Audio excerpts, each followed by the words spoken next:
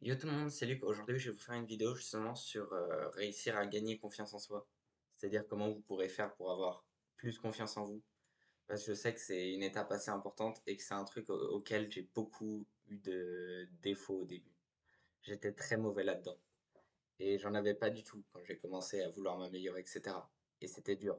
Mais par contre, avec le temps, j'ai réussi à trouver des trucs qui m'ont permis de gagner confiance en moi. Et donc justement, je voulais vous les partager aujourd'hui. Déjà, le premier, c'est de faire des activités physiques. C'est-à-dire, peu importe ce que vous allez faire, faites des activités physiques. Ça peut paraître con, mais c'est super important. Si vous le faites bien, vous aurez des progrès dans votre confiance en vous déjà énormes. Parce que ça veut dire que vous passez peut-être de quelqu'un qui ne fait pas grand-chose, en dehors de ce qui est obligatoire, à quelqu'un en fait qui se donne de la peine, qui essaye, même si vous réussissez pas tout le temps, ce qui est normal. Bah, au moins vous aurez essayé, vous n'aurez pas de regrets. Vous voyez ce que je veux dire? C'est super important pour votre estime de vous, justement, l'estime de soi, c'est un truc super important pour la confiance en soi. Si vous n'avez pas d'estime de vous-même, vous n'arriverez pas à avoir confiance en vous, tout simplement. Parce que même avant de parler de confiance en soi, il faut parler d'estime. Mais moi, je pars du principe que vous avez déjà une estime de vous assez haute. Donc, justement, le premier point, c'est faire des activités physiques. C'est quelque chose de super important. Ensuite, le deuxième point, c'est de revoir justement toutes les réussites de votre passé. C'est-à-dire dans le passé, tout ce que vous avez fait juste, tout ce que vous avez peut-être excellé dedans, été le meilleur, peu importe. Il faut que vous regardiez ce que vous avez fait, peut-être même des choses que vous avez échoué, mais vous avez essayé. Contrairement à d'autres qui n'ont peut-être même pas essayé, qui ont eu peur, etc. Même, peu importe, il faut que vous regardiez votre passé de manière globale et que vous voyez en fait déjà ce que vous avez réussi. Il y a justement une technique que David Goggins fait qui est à peu près pareil, c'est la boîte à cookies.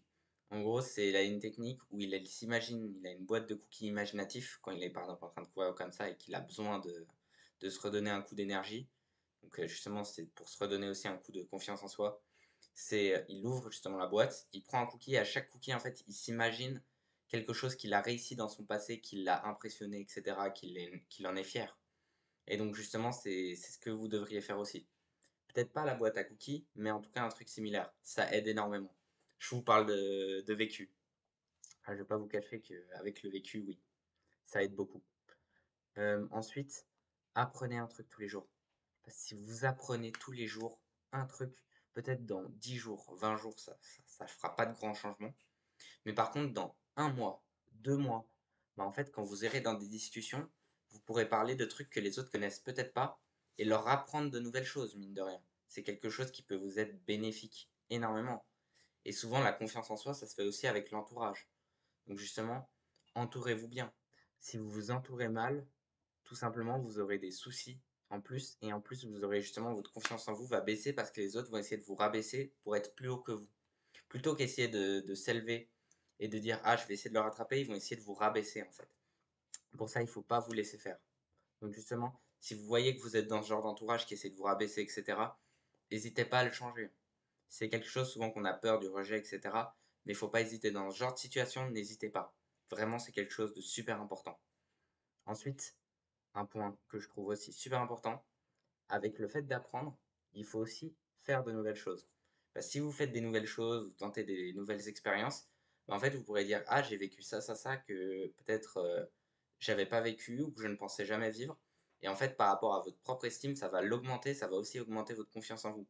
Donc vraiment, essayez de faire des choses nouvelles, des choses qui changent. Par exemple, si vous adorez marcher, par exemple, vous marchez à un certain endroit, tentez d'aller ailleurs. Tentez de peut-être aller courir un autre bout, tentez de découvrir un nouvel endroit que vous ne connaissez pas encore. Tentez de nouvelles expériences en fait. Soyez ouvert aux nouvelles expériences et surtout essayez volontairement de nouvelles choses. Donc quand vous voulez avoir de nouvelles expériences, ça se contrôle beaucoup mieux que quand elles arrivent par elles-mêmes. Parce que des fois, c'est tout l'opposé de ce qu'on voulait. Ou même des fois, c'est peut-être un bout comme on le voulait, mais pas entièrement. Alors que justement, quand vous êtes ouvert à de nouvelles expériences, ça va être beaucoup mieux honnêtement. Ensuite, ne craignez pas l'échec. Mine de rien, c'est un truc sur lequel j'ai beaucoup eu de problèmes au début. C'est-à-dire, j'avais peur d'échouer, de me planter, de devoir réessayer, de recommencer, de m'adapter, ce genre de choses. En fait, j'ai eu peur parce que je me suis dit, et si je me loupe, et si j'échoue?